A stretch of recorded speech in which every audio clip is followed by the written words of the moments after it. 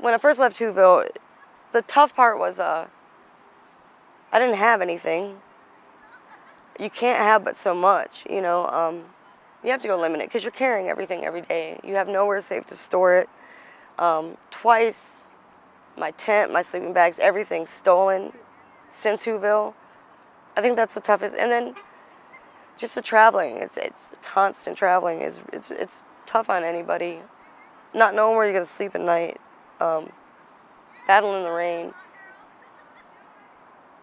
I mean, I understand, you know, we can't just allow everybody to just sleep wherever the hell they want, but there's got to be some dignity in it all. Like, I'm lucky, I'm blessed that I have a camp to be at right now.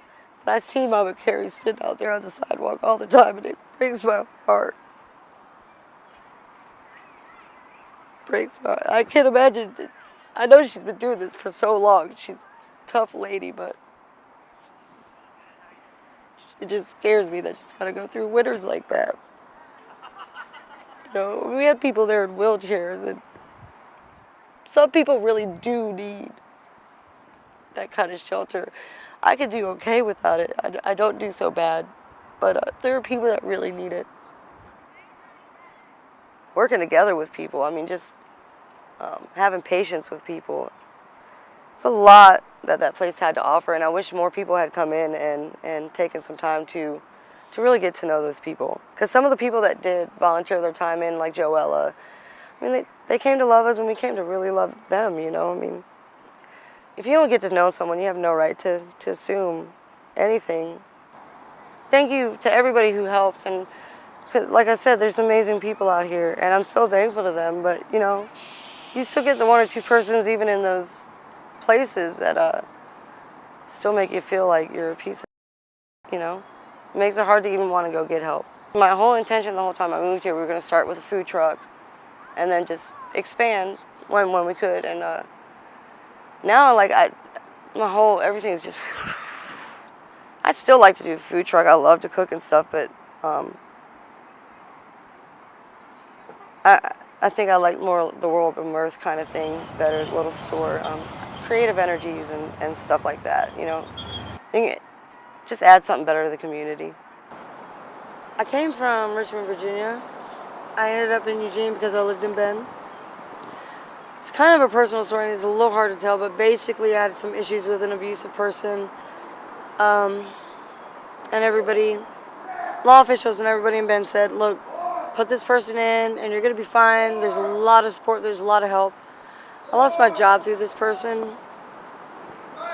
And I'm losing my home because I didn't have a job, and there was no help. There wasn't even a shelter. They closed the women's abuse shelter down due to cleaning. There was nowhere to go. So I ended up living in a canyon on the river. It was beautiful. And I was struggling, and they said, I called a bunch of numbers, and everybody said, come along the corridor. You know, Eugene's a good place. A lot of things happened to me. My wallet was stolen with all my identification, social security card. I mean, I had to carry everything on me. I don't have a home, so, you know, I can't just leave important documents at home. So I lost everything. And just eventually, like, I got kind of thrown aback and kind of gave up. We are lucky people. We're fed very well. There are clotheslines and everything, but it's still a lot of work. To go shower and eat and get some clothes, it's like a 6-mile trek, 3 hours, 4 hours it can be out of your day. It's work just to get basic necessities out of your day. You know, it can be very tiring. So when you have a place to go, you know, and relax with some friends and, you know, eat dinner, have a fire, cook some coffee or whatever, it takes all that wear and tear out of the day.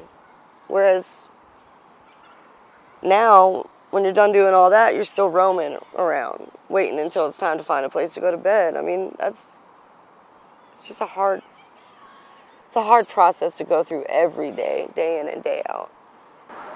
3 weeks into moving here, some guy, and I was homeless, you know, no big deal. I wasn't like, you know, I was 2 months into being homeless, but some guy in front of a bar, he was having a conversation with somebody about a certain store or something, and I tried to give them directions to it, and the guy just started just yelling at me and called me a homeless piece of shit.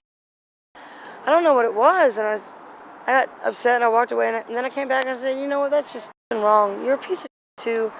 And I started walking away. He chased me down, kicked me in the back, kicked me in the face.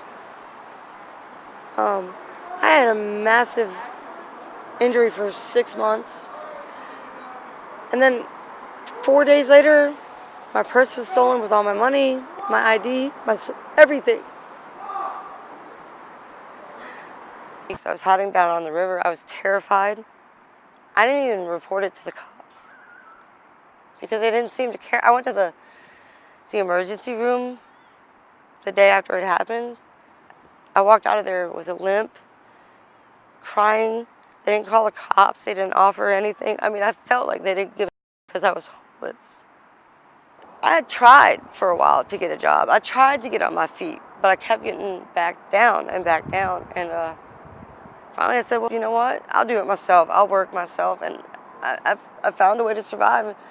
And it pushes me from wanting to not go back necessarily into that kind of society. My mom was single, 3 kids. She struggled all her life.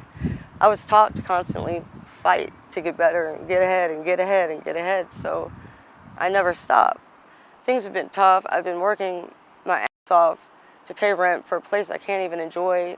I decided that this is okay for me. Maybe it was where I was meant to come to. I don't think I'm even ready to this day, you know?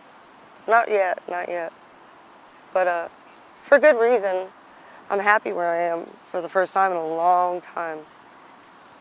I've gotten very creative at learning how to survive out here. And I'm hoping to eventually use the creativity that I'm doing and start actually, you know, working a booth and selling something and getting back on my feet and doing it that way. But, I mean, I've made money in metal and textbooks and yard sales, and it's amazing. I'm really enjoying what I'm doing. I can work. I'm capable, very capable.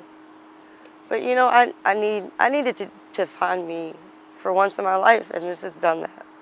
I found myself, and I'm not afraid of things like I used to be anymore. I'm stronger for this experience.